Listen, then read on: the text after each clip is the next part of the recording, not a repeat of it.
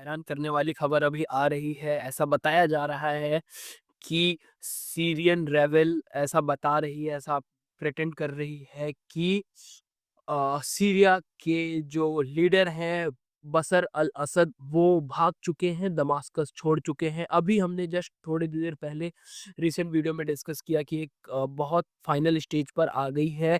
जो Russian rebel हैं वो दमास्कस पर कंप्लीट अपना कंट्रोल लेने के लिए आगे फाइनल स्टेज पर पहुंच गए हैं।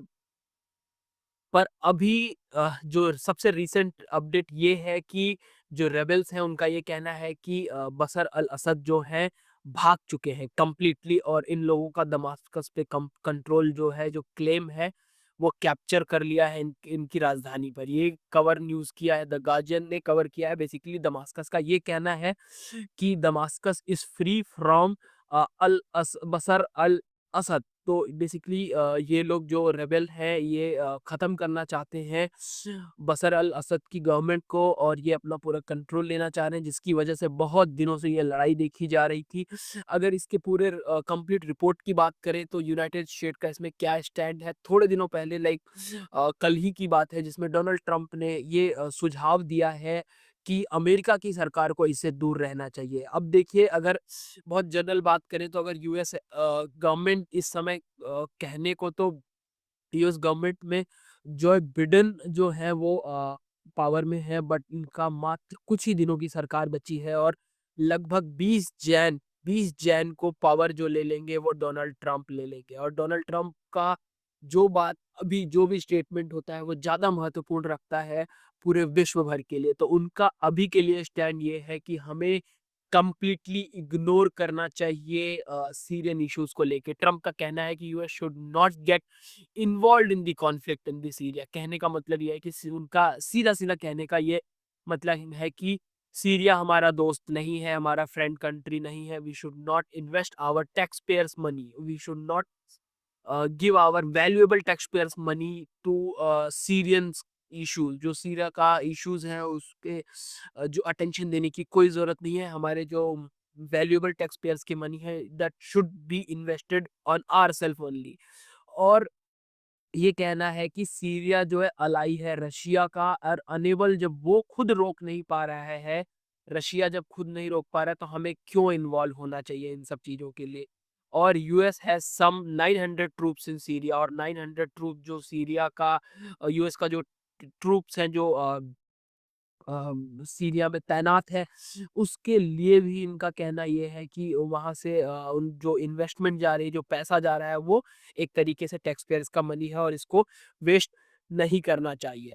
तो बेसिकली इनका कहना है कि Syria is a mess. Syria जो है एक तरीके से मेस बना हुआ है इस समय, उसमें इन्वॉल्व होने का कोई फायदा नहीं है। But it's not our friend as well. वहां पे इश्यूज है, एग्री करते हैं, मैस हो रखा है, बट वो हमारे दोस्त नहीं है। And United State should have nothing to do with it, और यूनाइटेड स्टेट से इससे कोई लेना देना नहीं है। ऐसा साफ साफ कहना है अमेरिकी राष्ट्रपति डोनाल्ड ट्रंप, जो कि 20 तारीख को अपना कार्यभार संभालेंगे।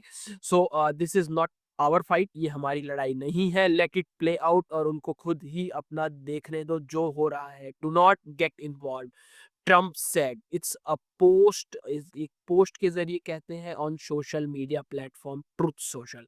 तो इस चीज को समझना बहुत इंपॉर्टेंट है कि आने वाले समय में जो यूएस की पॉलिटिक्स रहने वाली है, जो यूएस की डिप्लोमेसी रहने वाली है सीरिया को लेके, वो कुछ इस प्रकार रहेगी। तो यहाँ पर हमें ध्यान देने की जरूरत है। अगर मैं बात करूँ सीरियन रेबल्स की, जो ये कह रहे हैं कि असद वहां से भाग चुके हैं, तो देखिए, कोई भी गवर्नमेंट की तरफ से ऑफिशियल रिपोर्ट नहीं आई है। अभी जो भी कहना है वहां पे सीरियंस की तरफ से कहना है।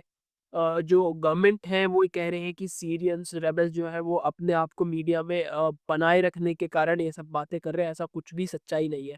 बट क्या है, कैसे है, इसका पता लगाना बहुत ही मुश्किल है, क्योंकि सीरिया में कोई भी इंडिपेंडेंट या फिर कोई भी मीडिया ऑर्गेनाइजेशन जाके वहां पे लाइव कवरेज नहीं कर पाती, क्योंकि वहां पे बहुत ज्यादा मैश है।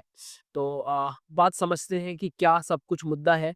देखिए, जो लड़ाई हुई, ये जो सीरियल रेबल्स हैं, ये बहुत दिनों से इस पे कैप्चर करने की बात कर रहे हैं। ये सीरिया का मैप है, और सीरिया के मैप में ये जो पोर्शन है ये दमास्कस है, जहाँ पे वहाँ के प्रेसिडेंट असर अल असद रहते थे बेसिकली, और यहाँ पर इन पर कब्जा करने की बात की जा रही थी। ये पहले यहाँ पर इन लोगों ने हमास, इस एरिया में, हमा में, इन सब जगहों पे कैप्चर किया गया। यहाँ से ये रेबेल जो है आगे बढ़ रहे थे, और आगे बढ़ते-बढ़ते अब इनका जो पूरा कंट्रोल था दमास्कस पे, वो दमास्कस पे कंट्रोल हो गया है। ऐसा कहा जा रहा है, या फिर कंट्रोल नहीं हुआ है, तो ये लोग फाइनल स्टेज पर हैं, ऐसी बात आ रही है। देखिए, आने वाले समय में, आने वाले कुछ क्षणों में जो भी अपडेट होगा, हम अपडेट आपको देते रहेंगे। तब तक आप बने रहिए, अपने ओपिनियन हमें कमेंट करिए, और इससे भारत पर क्या प्रभाव पड़ेगा हम डेफिनेटली समझेंगे कि भारत पर इस पे ज़्यादा, देखिए सीरिया को हम ज़्यादा इतना ज़्यादा हम उसके साथ कोई ऐसे रिलेशन स्पेसिफिक है नहीं, but as a middle east country कुछ ना कुछ इफ़ेक्ट तो डेफिनेटली पड़ेगा।